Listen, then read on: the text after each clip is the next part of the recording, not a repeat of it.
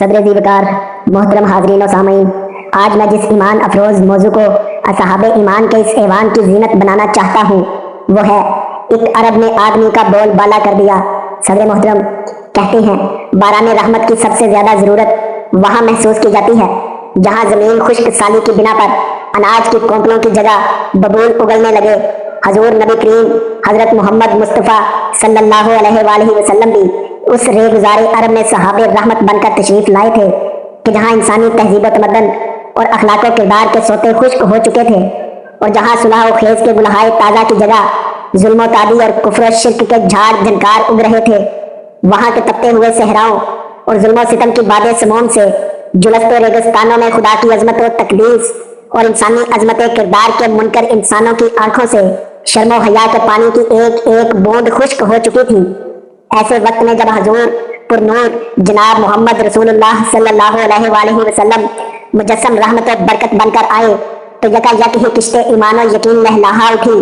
شاعر نے اسی احساس کی ترجمانی یوں کی ہے: سلام اے آمنہ کے لال، اے محبوب سبحانی، سلام میں فخر موجودات، فخر نوع انسانی، تیرے آنے سے رونق آ گئی گلزار ہستی میں، شریک حال قسمت ہو گیا پھر فضل ربانی۔ حاضرین کرام، حضور صلی اللہ علیہ وآلہ وسلم کی تشریف آوری سے قبل عالم عرب بے شمار خباثتوں اور جہالتوں کا شکار ہو چکا تھا۔ کفر و شرک کے علاوہ انسانی حقوق کی بے دردی سے پامالی اور اخلاقی اقدار کی بے حرمتی کی بدولت عرب معاشرہ شرمناک حد تک کار ذلت میں غرق ہو چکا تھا۔ اس دور کا انسان اخلاق و شرافت کا نام تک سننے کا روادار نہ تھا۔ شراب ان کی گھٹی میں پڑی ہوئی تھی، جوا، قمار بازی اور زناکاری قطعاً مذموم فعل تصور نہیں کیے جاتے تھے، بلکہ ان کو جوانی کا اعزاز اور مردانگی کا افتخار سمجھا جاتا تھا۔ جناب صدر، کوئی شخص بیٹی کا باپ کہلانا پسند نہیں کرتا تھا، اور اگر کسی کے ہاں بیٹی جنم لے لیتی تو اسے زندہ زمین میں گاڑ دیا جاتا تھا۔ وہ لوگ انسانی عظمت کردار کے نہیں بلکہ ذاتی حسب و نسب کی برتری اور خاندانی تفاخر کے اسیر تھے۔ لڑائی جھگڑا اور قتل و غارت گری ان کی قبائلی زندگی کا لازمی جز بن چکے تھے۔ معمولی باتوں پر تلواریں نیاموں سے باہر آ جاتی اور پیاسے ریگستانوں کی پیاس بجھنے لگتی۔ اوکاز کا میلہ قبائلی تعصبات اور فخر و مباحات کے نعروں سے شروع ہو کر برسوں تک جاری رہنے والی لڑائیوں کے لیے موزوں ترین مقام قرار پا چکا تھا۔ بعض معمولی لڑائیوں سے طویل جنگ کی ایک ایسی بھٹی سلگ اٹھتی تھی کہ ہزاروں عرب اپنے بھائیوں کی تلواروں کا شکار بن کر اس کا ایندھن بن جاتے۔ لیکن جناب والا نبی کریم صلی اللہ علیہ وآلہ وسلم انسانی حقوق کے محافظ بن کر جلوہ افروز عالم ہوئے تو حالات نہایت تیزی سے بدلنے لگے۔ آپ صلی اللہ علیہ وآلہ وسلم کے فیوز و برکات کی بدولت انسانی حقوق کو پامال کرنے والے انسانی اقدار کی محافظت کا فریضہ انجام دینے لگے۔ رہزن رہبر بن گئے، بت پرست بت شکن بن گئے، بے حیاؤں کو شرم و غیرت کا شعور میسر آ گیا۔ آپ صلی اللہ علیہ وآلہ وسلم کے ارشاد کی تاثیر کی عظمت اس وقت دیکھنے میں آئی کہ جب آپ صلی اللہ علیہ وآلہ وسلم نے حکم خداوندی کے مطابق شراب کو حرام قرار دیا تو شراب پانی کی طرح شہر نبی کی گلیوں میں بہا دی گئی۔ دشمن دوست بن گئے، اخلاق و شرافت کی دھجیاں بکھیرنے والے اور رفت کردار کا نمونہ بن گئے۔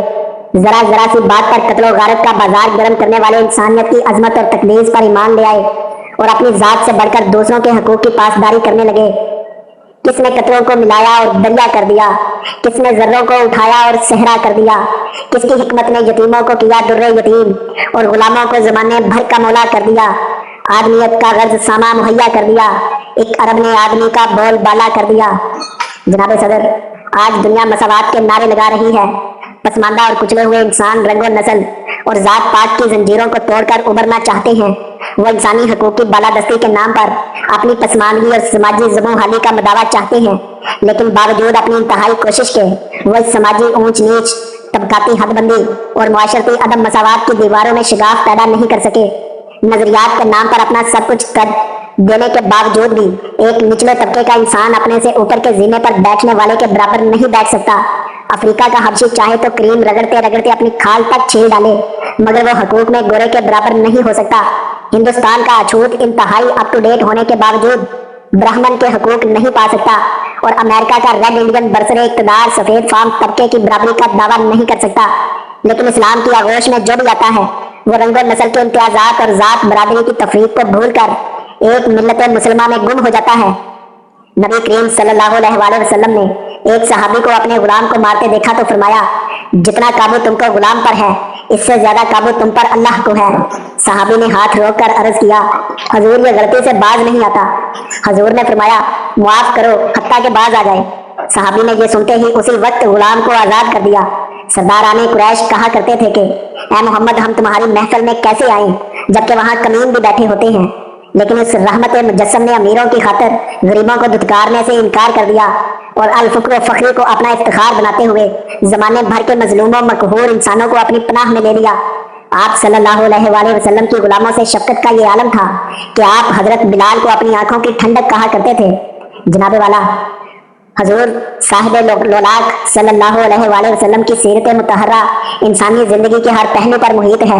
आपने शहराए हयात पर जो ताबिंदा निकोश जब्त किए हैं वो कायनात के हर मंशूर से ज्यादा काबिल तकलीद, हर दस्तूर से ज्यादा मोहतरम और हर ज़ाता हयात से ज्यादा काबिल अमल है।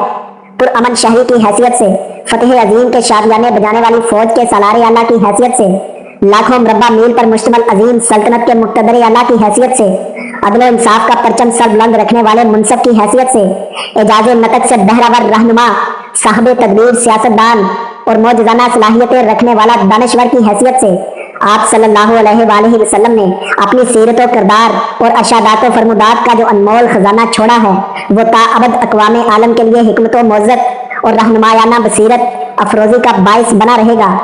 चश्मे अक़वाम ये नज़ारा अबद तक देखे, रिफ़त शान वरफ़ाना लका ज़िक्रक देखे। आप सल्लल्लाहु अलैहि वसल्लम की जलीलुल कदर शख्सियत हर दौर और हर ज़माने में मिशल रार रही है। हर अहद और हर सदी ने आप सल्लल्लाहु अलैहि वसल्लम से फैज़ उठाया है। अगर दिलों से तस्बात की अलाइश दूर कर दी जाए तो हर दिल नबी करीम की मुसलमा अजमत का मोतरफ और हर ज़बान आपकी सनाखानी पर मजबूर नजर आएगी। सदर मोहतरम, ताइफ की बस्ती में आपके साथ क्या कुछ नहीं हुआ? कौन सी बदसलूकी थी जिसका वहां मुजाहिरा ना किया गया? आप पर इस कदर पत्थर बरसाए गए कि आपके नालैन मुबारक जिसने अतहर से बहने वाले खून से लबरेज हो गए। बस्ती से बाहर निकलकर नडाल होकर अपने गुलाम की मैयत में एक दरख्त की छांव तले बैठ गए। आपके गुलाम ने उस बस्ती के जालिम और बेरहम इंसानों के लिए बददुआ की दरख्वास्त की तो आपने फरमाया कि मैं इस बस्ती की बर्बादी के लिए बददुआ क्यों मांगूं? मुझे यकीन है कि इस बस्ती से मेरे दीन के हामी और पासबान उठेंगे। दुआ फरमाई तो फकत यही के इलाही फजल कर कोहसारे ताइफ के मकीनों पर, इलाही फजल कर कोहसारे ताइफ के मकीनों पर, खुदाया फूल बरसा पत्थरों वाली जमीनों पर। हाजरीन मोहतरम, आपने अल फुक्र फकीर कहकर दुनिया भर के मजलूमों, बेनुआओं, मेहनत कशों और मजदूरों को सीने से लगा लिया। आपकी जिंदा तालीमात और रोशन किरदार की बदौलत न सिर्फ मेहनत की अजमत और दोबाला हुई बल्कि मजदूरों और मेहनत कशों को रूहानी सुकून का एहसास हुआ।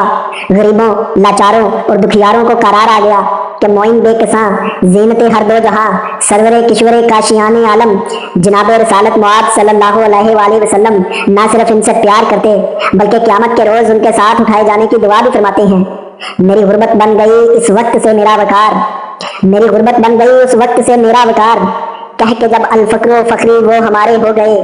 जनाबे वाला, आप सल्लल्लाहु अलैहि वसल्लम से कबल अरब मुआशरे में ही नहीं बल्कि दुनिया भर में औरत को इस कुर्राए अर्ज़ की सबसे मजलूम हस्ती, औरत को पांव की जूती से भी हकीर समझा जाता था, जिनसे बाजार की तरह इसके दाम लगाए जाते थे।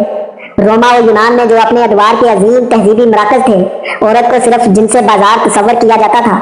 हिंदुस्तान में खामद के मरने पर उसकी बीवी को जबरदस्ती आग में जलाकर सती की रस्म को मजहबी ज़ाब्ता बना लिया गया था। अरब मुआशरा में बाज जगह बाप के मरने पर उसका विरसा तकसीम करते हुए बेटे उसकी बीवियां भी बांट लिया करते थे। बदनसीब माँ बेटी जनती तो बाप मुजस्सम कहरो गजब बनकर बेटी को जिंदा जमीन में दफन कर देता, क्योंकि उसके लिए यह तस्वर ही नाकाबिल बर्दाश्त था कि मुस्तकबिल में कोई शख्स उसका दामाद बनकर उसकी गैरत के लिए चैलेंज बन जाए। क्योंकि हजूर सरवर आलम सल्लल्लाहु अलैहि वसल्लम पूरी कायनात के लिए रहमत और शफकत का पैगाम सरबुलंद थे, इसलिए आपने औरत को मर्द के बराबर हकूक अता करते हुए मर्दों को तलकीन की कि जो तुम खाओ वो उन्हें खिलाओ, जो खुद पहनो वो उन्हें पहनाओ और उन पर जुल्म न करो। मोहतरम सामीन, तारीख ने बड़े बड़े जर्नैलों और किश्वर कुशाओं को देखा है जो आम जिंदगी में इंसानी इकदार के कितने बड़े मुबल्लग थे, लेकिन जब हालत जंग का ऐलान हुआ तो उन्होंने हर कीमत पर कामयाबी हासिल करने के लिए तमाम अखलाकी कवानीन और तहजीबी जवाबत अपने ही कदमों तले पामाल कर दिए। محسن کائنات حضرت محمد مصطفیٰ صلی اللہ علیہ وآلہ وسلم کی انسانیت نوازی دیکھنی ہو تو تاریخ کے دھارے کو 14 صدیاں قبل موڑ دیجئے اور اس وقت کا تصور کیجئے جب آپ مکہ میں فاتحانہ انداز سے داخل ہو رہے تھے۔ اس وقت آپ کے دشمنوں کی ہر تحریک مزاحمت دم توڑ چکی تھی۔ آپ اپنے خدائے جلیل کی عظمت و برتری کے مظہر بن کر تاریخ کے عظیم ترین فاتح کی حیثیت سے اپنے آبائی شہر مکہ میں قدم رنجا فرما رہے تھے۔ آپ کے حکم سے بیت اللہ کے صدہا سنام توحید کی ہیبت سے زمین پر گر کر ٹکڑوں کی صورت بکھر چکے تھے۔ یہ وہی شہر تھا جہاں سے آپ کو ہجرت کرنے پر مجبور کیا گیا تھا۔ بزمیں ہستی دم بخود تھی، وقت کی رفتار تھم چلی تھی۔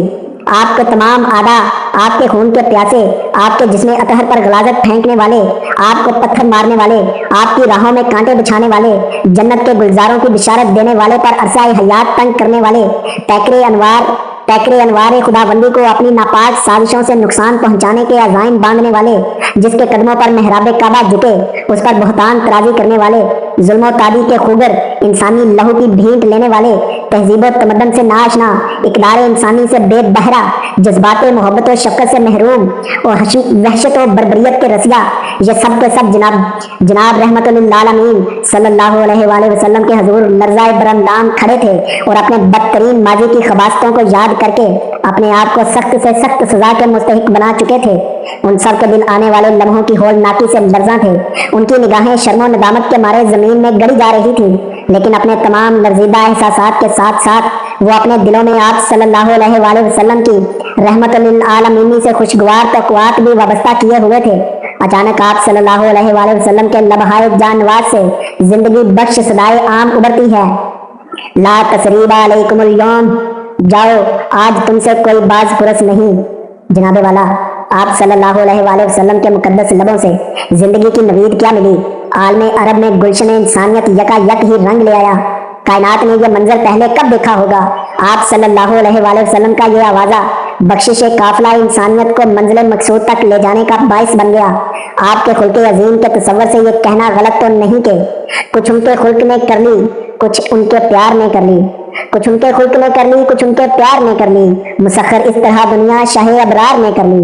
صدر علی مقام یہ رسول خدا جناب سرور کائنات صلی اللہ علیہ وآلہ وسلم کی عظمت بے پایاں اور انسانیت نوازی کا ہی اعتراف ہے کہ آج دشت و جبل میں، بحر و بر میں، زمینوں آسمانوں میں، عرب کے ریگزاروں میں، ایشیا کی عبادت گاہوں میں، یورپ کے علمی و تہذیبی سرمائے میں، افریقہ کے کالے انسانوں کے چمکتے دلوں میں، محسوسات کے مہکبار گلستانوں میں، عشق و عقیدت کے پر انوار ایوانوں میں، فکر و تدبر کی روشن وادیوں میں، شعراء کی مدحت ترازیوں میں، ادیبوں کی ادب نوازیوں میں اور خطیبوں کی تکلم باریوں میں حضور پر نور محمد رسول اللہ صلی اللہ علیہ وآلہ وسلم کا نام نامی، اسم گرامی، انسانیت کے سب سے بڑے محسن کی حیثیت سے ابھرتا اور جگمگاتا ہے۔ روح فطرت کا یہ جانواز پیغام اقبال کے لفظوں میں جو محبت رسول صلی اللہ علیہ وآلہ وسلم کا احساس بخش رہا ہے، قوت عشق سے ہر سمت کو بالا کر دے، دہر میں اسم محمد سے اجالا کر دے، ظلمت و کفر و جہالت کا زوال آتا ہے، نور قرآن لیے بدر کمال آتا ہے، زندگی مجھ پر لٹاتی ہے مسرت کے گلاب، جب بھی سرکار کی رحمت کا خیال آتا ہے، سیدی کہہ کے بلاتے ہیں صحابہ اس کو، سیدی کہہ کے بلاتے ہیں صحابہ اس کو، زیر دامان محمد جو بلال آتا ہے، جس کو سرکار دو عالم کا ہوا لطف نصیب، جس کو سرکار دو عالم کا ہوا لطف نصیب، کون کہتا ہے کہ پھر اس کو زوال آتا ہے، کون کہتا ہے کہ پھر اس کو زوال آتا ہے۔